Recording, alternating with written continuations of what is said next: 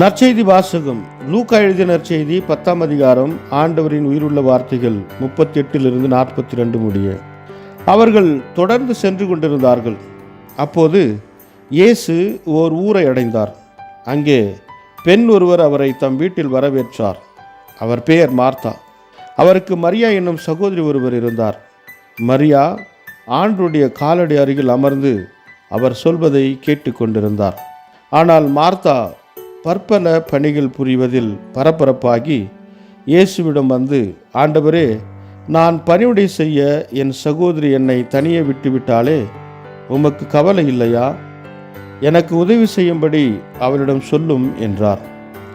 ஆண்டவர் அவரை பார்த்து, மார்த்தா, மார்த்தா, நீ பலவற்றை பற்றி கவலைப்பட்டு கலங்குகிறாய். ஆனால் தேவையானது ஒன்றே.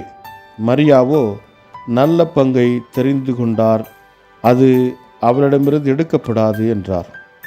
இது வாழ்வு தரும் கிறிஸ்துவின் நற்செய்தி. கிறிஸ்துவே உமக்கு புகழ். ಲೂಕ ಅಧ್ಯಾಯ 10 ವಚನ 38 42 ಯೇಸು ಮತ್ತು ಆತನ ಶಿಷ್ಯರು ಪ್ರಯಾಣ ಮಾಡುತ್ತಾ ಒಂದು ಊರಿಗೆ ಬಂದರು.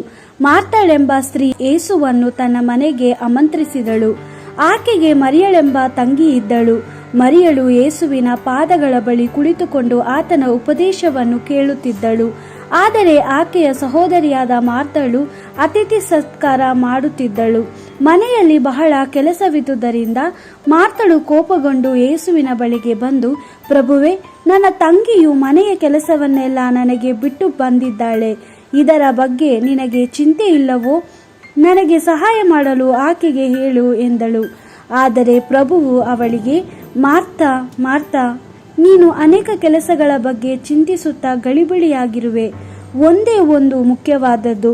ಮರಿಯಳು ಮಾಡಿದ ಆಯ್ಕೆ ಸರಿಯಾದದ್ದು. ಆಕೆಯಿಂದ ಅದು ಎಂದಿಗೂ ತೆಗೆಯಲ್ಪಡುವುದಿಲ್ಲ ಎಂದನು. ದೇವರ ವಾಕ್ಯವಿದು. ದೇವರಿಗೆ ಕೃತಜ್ಞತೆ ಸಲ್ಲಲಿ. Gospel according to Luke chapter 10 verse 38 to 42. As Jesus and his disciples were on their way, he entered a village, and a woman called Martha welcomed him to her house. She had a sister named Mary who sat down at the Lord's feet to listen to his words.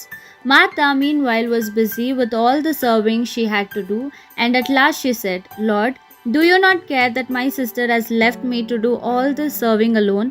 Tell her to help me.